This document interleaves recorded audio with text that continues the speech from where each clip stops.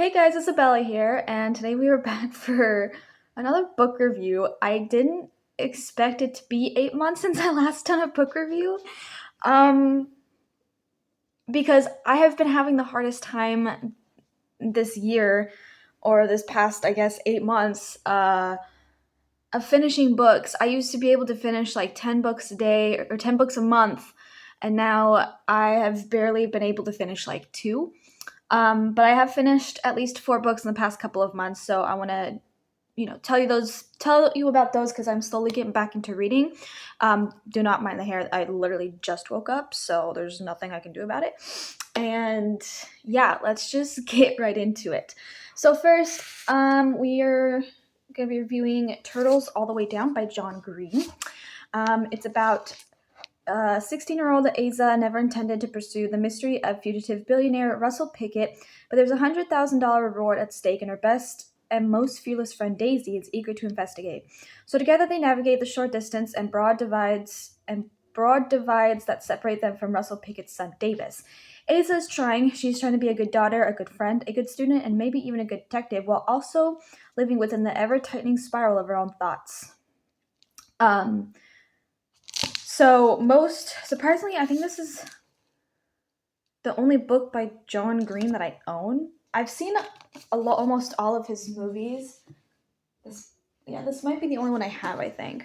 I've seen almost all of his movies. I did watch Turtles All the Way Down 2 twice because there's a movie about it. Because I saw TikToks on it. I saw like movie reviews of it on TikTok, so I wanted to see it because it's pretty much where 16-year-old Asa, she has crippling OCD, and it's very interesting because there's not much, at least in my opinion, I don't find like a lot of people, like, yes, in most things there are people that explicit or that show signs of OCD, and it's like very telltale that they have OCD. But in this movie, it's like I love like how descriptive not only it is in the movie, but like how it is in the book of how her mind works and how like how her OCD is and like how her anxiety is with those thoughts because also in most things with people that have OCD is that they don't like show like their quirks or their OCD traits or that they do. But one of the things that Asa does, which I don't know what year this came out, but I'm pretty sure everyone's seen it by now or heard about it, whatever. Spoiler, I'm sorry.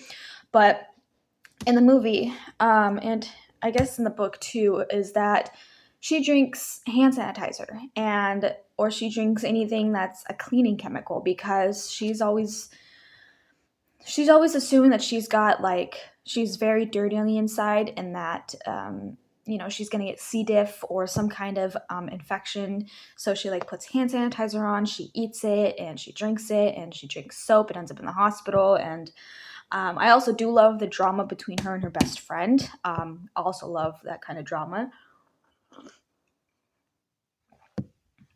But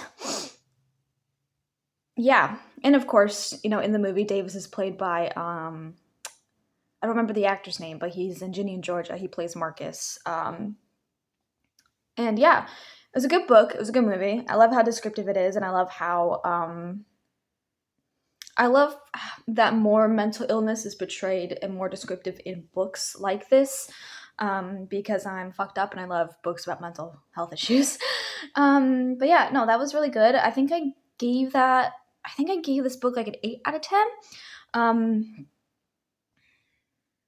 Probably. I don't remember. But it was so good and I loved it a lot. And yeah, you should go read it. So next is Suicide Notes by Michael Thomas Ford. And it says 15-year-old Jeff wakes up on New Year's Day to find himself in a hospital. Make that the psychiatric ward. Clearly there's been a huge mistake aside from the bandages on his wrist. There's no reason why Jeff should be here. He's perfectly fine. He doesn't need to spend an hour every day talking to a therapist or acting out skits about feelings with other teens on the ward. But the funny thing happens is Jeff's 45-day sentence drags on. He realized he's not as different from his fellow patients as he first thought. Compelling, witty, and professionally real, Suicide Notes is a darkly comic novel that examines the fuzzy lines between normal like the rest of us. So this one was interesting. I didn't really know what to expect by reading it. Um, because usually, not to get like sexist here, but usually most like books having to do with suicide that I read about are about females. I don't see much books portrayed, you know, with males, males wanting to come to kill themselves, and males ending up in like a psychiatric ward. Like, I, not to be sexist, but I don't think I own much of that, not to my knowledge. I might, but I don't remember. I don't think so. And I also I just don't see much of it. And that's like, no offense to anything or anyone, but that's just, my opinion. But yeah, no, this one was very weird. It was very interesting and very uncomfortable. Um, it was it's kind of funny and like a dark humor sense of way. If you have a dark humor, you might like this a lot more. Um, but it is kind of funny, but also not at the same time. So I'm gonna spoil just a little bit of it. So if you've read this already, then good. If you haven't, then go on to the next book I'm gonna talk about. If you don't want this to be spoiled.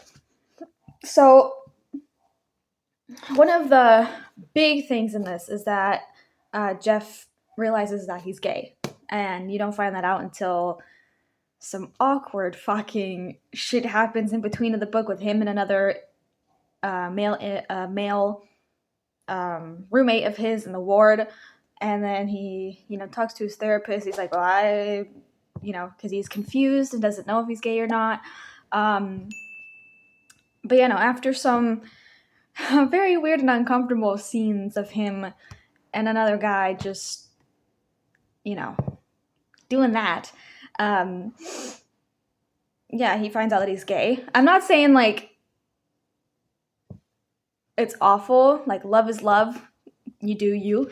And I'm all for it. But just to kind of read it and just it being descriptive of like, oh, two men jerking each other off, I'm just like, I can't. And that's not me being like, being like that. I'm just an uncomfortable person and I don't like to read that sort of stuff. And like, it's it's whatever. I mean, I write fan fiction. There's a lot of people that write fan fiction. About all this stuff, or about like, whatever. But I'm straight, so I just write mostly male and female, fan fiction. But again, nothing wrong. I loved it. Nothing wrong with it at all. It just is a bit uncomfortable to read. But yeah, no, this was a very interesting read, and another like shocking plot in it is that he made friends with a girl named Sadie in here, and they're like, I wouldn't say best friends, but they're like close friends. And then I fucking hate when you start to like a character, or you start to be like, oh, this could be a happy thing for the two of them, and then come to realize, oh, sorry, we have something to tell you. Sadie's dead. And you're just like,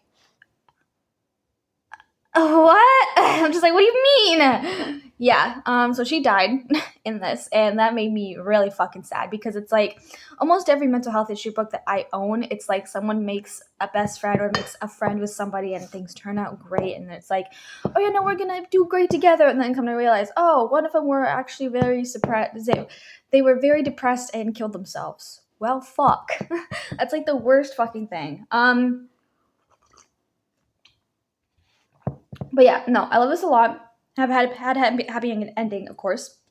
And yeah, and I gave it a 7.5 or a 7 out of 10, just because I get awkward and uncomfy.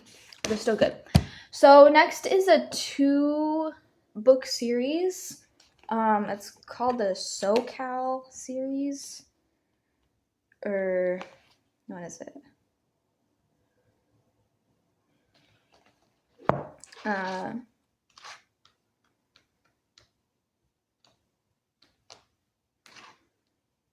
SoCal series.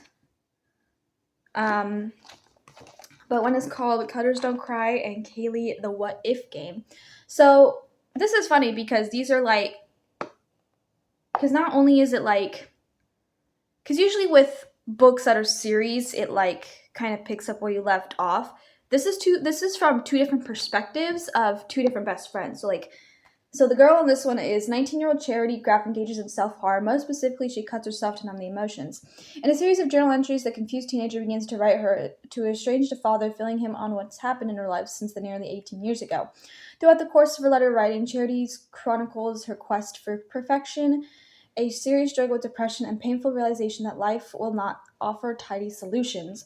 And in this one, meet free spirit Kaylee McMatthew is the most popular girl in school. But when teenager suffers a devastating loss, her sunny personality turns dark as she struggles with her debilitating panic attacks and unresolved anger. Can Kaylee repair her broken spirit, or will she forever remain a changed person? So in the book, Charity and Kaylee are best friends. So it's just like you have her life story on this one and Kaylee's life story on this one. So I read this one first, obviously, because this was the first in the series. So this one was, I think this is where,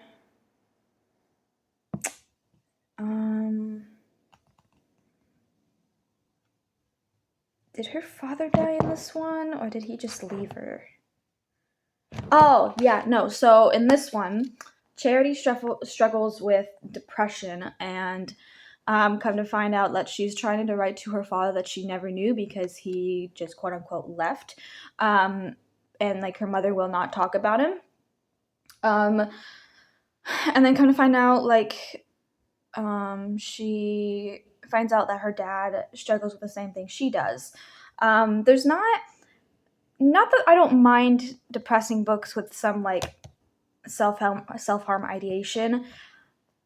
I'm again very morbid and I like to read that stuff. So there wasn't much engagement in this book, which you might like, if you only, can only read like little parts of, self-harm moments, but I'm fucked up and like to read that stuff. So yeah, and I really like that there wasn't much like description of like the action itself, because it's like you base your life around it. So it's like I get that you talk about it, but there wasn't much of like engaging in it. But yeah, no, this was good. It was a nice like start to getting back into reading because it was super simple read. It's 125 pages long, so it's nothing like